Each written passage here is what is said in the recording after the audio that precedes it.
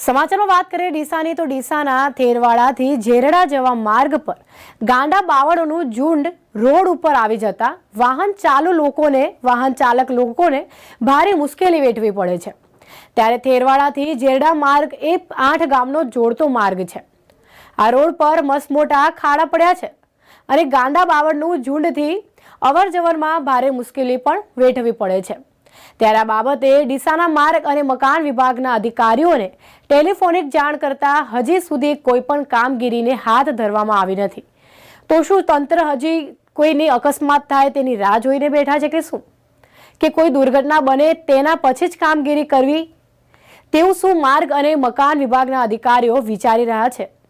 થેરવાડાના જાગૃત નાગરિક જણાવ્યું હતું કે માર્ગ અને મકાન વિભાગમાં બેસતા રાહુલભાઈ લિંબાચિયાને આ બાબતે અનેક રજૂઆતો કરતા હજી સુધી કોઈ પણ રોડની કામગીરી ચાલુ કરવામાં આવી નથી।